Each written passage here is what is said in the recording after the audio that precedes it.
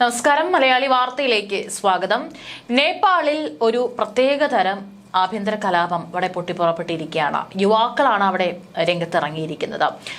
ആദ്യമൊക്കെ social media പേജുകളിലൂടെ ക്യാമ്പയിനുകളായിട്ടൊക്കെ തന്നെ പ്രതിഷേധിച്ചിരുന്ന യുവജനങ്ങൾ ഇപ്പോൾ ജെൻസി വിഭാഗത്തിൽപ്പെട്ട യുവാക്കൾ ഇപ്പോൾ തെരുവിലേക്ക് ഇറങ്ങി രാജ്യത്തെ സർക്കാരിനെതിരെ അട്ടിമറിച്ചുകൊണ്ടുള്ള വലിയ രീതിയിലുള്ള ഒരു പ്രക്ഷോഭമാണ് അവിടെ നടന്നുകൊണ്ടിരിക്കുന്നത്.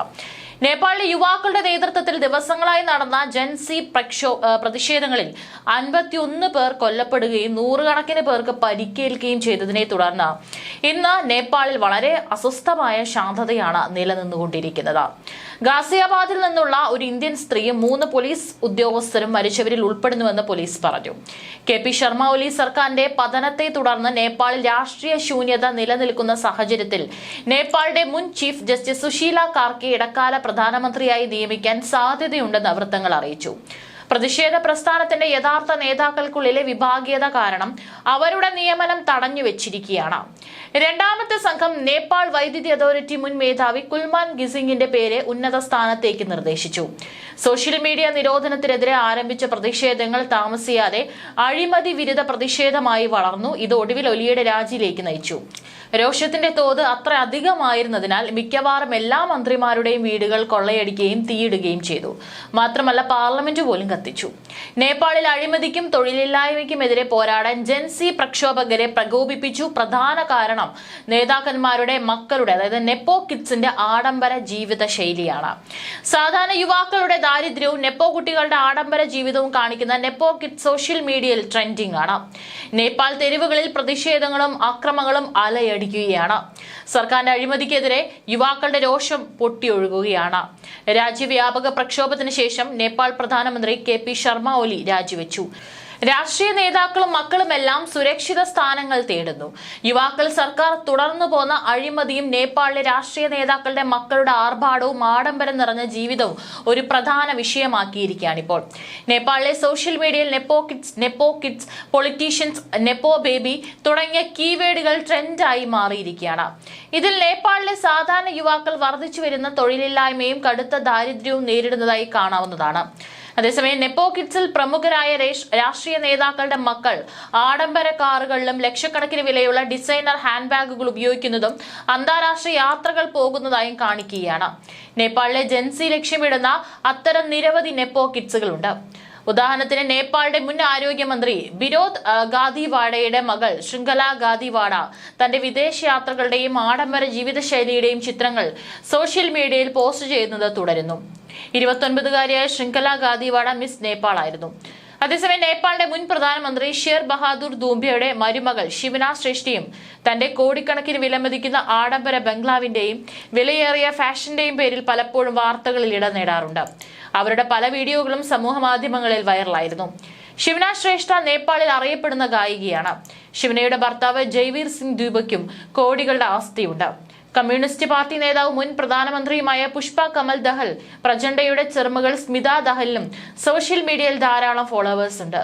തന്റെ കൈവശമുള്ള ലക്ഷങ്ങൾ വിലയുള്ള ഹാൻഡ് ബാഗുകളുടെ ചിത്രം പോസ്റ്റ് ചെയ്തതിനാണ് സ്മിത ഏറ്റവും കൂടുതൽ വിമർശിക്കപ്പെട്ടത്. നിയമമന്ത്രി ബിന്ദു കുമാർ ധാപ്പയുടെ മകൻ സൗഗത ധാപ്പയ്ക്കെതിരെയും ആർഭാടവും ആഡംബരവും നിറഞ്ഞ ജീവിതം നയിച്ചതിനെതിരെ ആരോപണമുയർന്നു. നേപ്പാളിലെ ജെൻസി പ്രതിഷേധക്കാർ നിരവധി നേപ്പാൾ കുട്ടികളുടെ ആഡംബര വീടുകൾക്ക് തീയിട്ടു. പൊതുജനം ദാരിദ്ര്യത്തിൽ അകപ്പെട്ട് മരിക്കുമ്പോൾ നേപ്പാൾ കുട്ടികൾ ലക്ഷക്കണക്കിന് വിലയുള്ള വസ്ത്രങ്ങൾ ധരിക്കുന്നുണ്ടെന്നും അവർ ആർഭാട ജീവിതം നയിക്കുന്നെന്നും ആരോപിക്കുന്നു.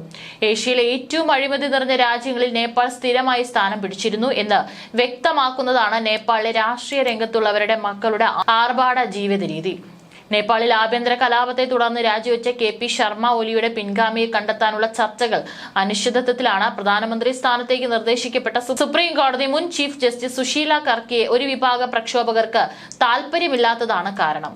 നേപ്പാളിലെ വൈദ്യുതി പ്രതിസന്ധിക്ക് പരിഹാരമുണ്ടാക്കിയ 54-കാരൻ കുൽമാൻ ഗിൻസിംഗിന്റെ പേരാണ് ഇപ്പോൾ ഉയർന്നു കേൾക്കുന്നത്. മുൻ ജഡ്ജിമാർ പ്രധാനമന്ത്രിയാകുന്നത് ഭരണഘടന അനുവദിക്കുന്നില്ലെന്നും 73 വയസ്സുള്ള കാർക്കെയേക്കാൾ യോഗ്യനായ ഒരാളെ തിരഞ്ഞെടുക്കണമെന്നാണ് ഒരു വിഭാഗം പ്രക്ഷോഭകരുടെ അവരുടെ വാദം. സുപ്രീം കോടതി ബാർ അസോസിയേഷൻ സെക്രട്ടറിയായ സുശീല കർക്കിക്ക് പ്രധാനമന്ത്രി സ്ഥാനത്തേക്ക് പരിഗണിച്ച കാഠ്മണ്ഡു മേയർ ബാലേന്ദ്ര ഷാ പിന്തുണ പ്രഖ്യാപിച്ചിരുന്നു. തനിക്ക് പ്രധാനമന്ത്രിയാകാൻ താല്പര്യമില്ലെന്നും ഷാ പറഞ്ഞു.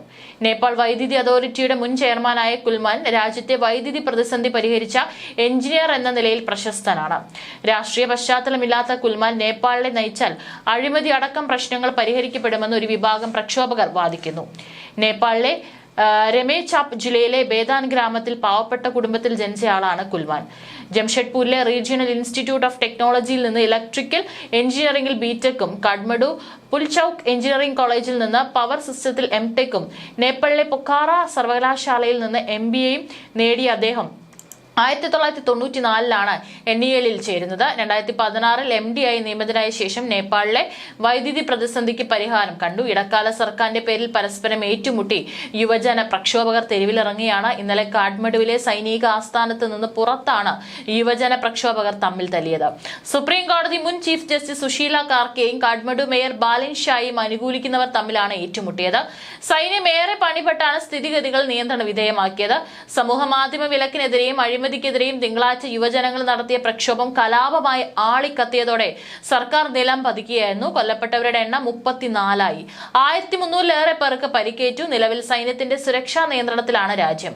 തിങ്കൾ ചൊവ്വ ദിവസങ്ങളിലായി ഏകദേശം 20,000 കോടിയിലേറെ നേപ്പാളീസ് രൂപയുടെ പൊതുമുതലാണ് പ്രക്ഷോഭകർ നശിപ്പിച്ചത്. വിലമതിക്കാനാകാത്ത ചരിത്ര രേഖകളും സ്മാരകങ്ങളും കത്തിയമർന്നെന്നും നഗര വികസന വകുപ്പ് ഉദ്യോഗസ്ഥർ അറിയിച്ചു. നേപ്പാൾ സംഘർഷത്തിനിടെ ജയിൽ ചാടി അതിർത്തി കടക്കാൻ ശ്രമിച്ച 60 പേരെയും ഇന്ത്യൻ അതിർത്തിയിൽ പിടികൂടി. UP, ബീഹാർ, പശ്ചിമ ബംഗാൾ എന്നിവിടങ്ങളിലെ അതിർത്തിയിൽ നിന്നാണ് 2 ദിവസങ്ങളായി സുരക്ഷാ സേനയായ സശസ്ത്ര സീമാ ബൽ SSB പിടികൂടിയത്. നേപ്പാളിലെ ജയിലുകളിൽ നിന്ന് 15,000-ഓളം തടവുകാരാണ് രക്ഷപ്പെട്ടിരിക്കുന്നത്. ഏതായാലും വളരെ അതിരൂക്ഷമായ അവസ്ഥയാണ് നേപ്പാളിൽ നിലനിൽക്കുന്നത്. ഇനി തൽക്കാലത്തേക്ക് നേതൃസ്ഥാനത്തേക്ക് ആരെയും കൊണ്ടുവരണം എന്നുള്ള വിചാരത്തിലും ഇപ്പോൾ അവിടെ പല രീതിയിലുള്ള തർക്കങ്ങൾ നടക്കുകയാണ്. ഇതുവരെയായിട്ടും സർക്കാർ ഇടിഞ്ഞു വീണതിന് ശേഷം ഒരാളെയും സർക്കാർ നേതൃസ്ഥാനത്തേക്ക് കൊണ്ടുവരാനായിട്ട് സാധിച്ചിട്ടില്ല. ഇതിനോടകം തന്നെ മരണസംഖ്യയും വർദ്ധിക്കുന്ന കാഴ്ചയാണ് നേപ്പാളിൽ നിന്ന് കാണാൻ സാധിക്കുന്നത്.